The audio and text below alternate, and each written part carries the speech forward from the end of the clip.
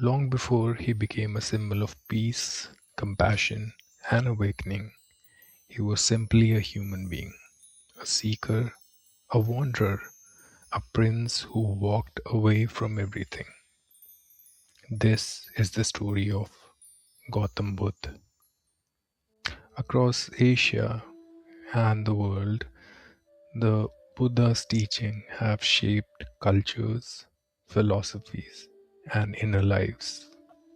What did he experience, and why does his journey still speak to us today?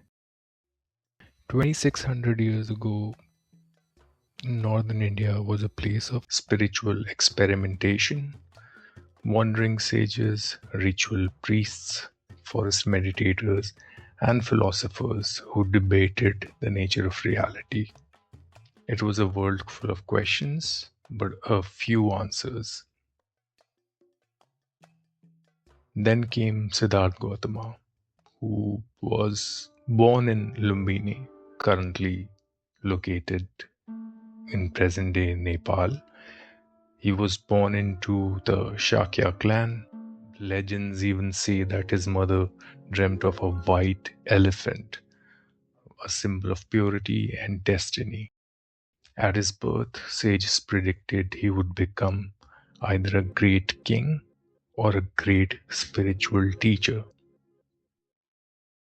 But his father raised him as a sheltered prince, as he wanted a powerful heir, so he shielded him from all suffering. There was no sickness, no aging, no death, no sorrow. All he was shown was beauty, comfort, and pleasure. But as we all know, that the truth has a way of finding us all, even behind the palace walls. One day, Siddharth was riding through the city, and there were four encounters that shattered his illusion. For the first time, he saw the fragility of life. He saw an old man aging. He saw a sick person, illness. He saw a corpse or a dead body, death.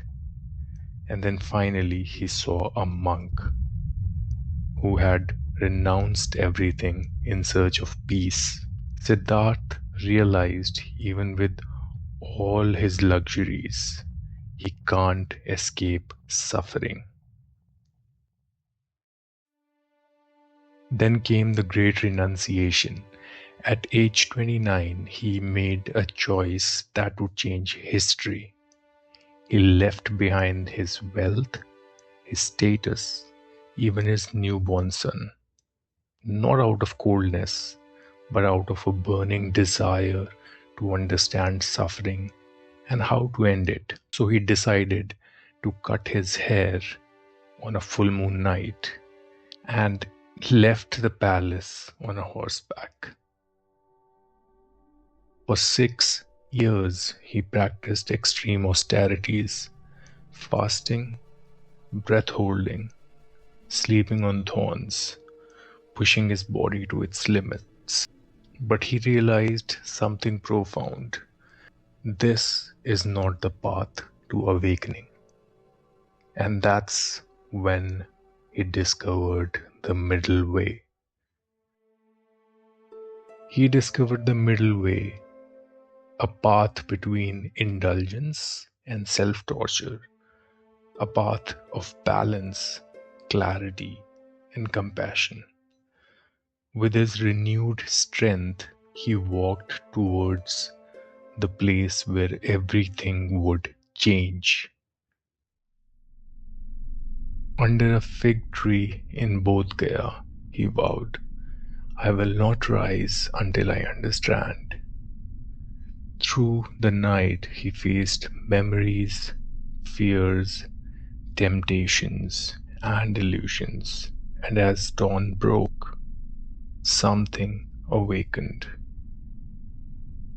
He saw the nature of suffering, its causes, its end, and the path that leads there.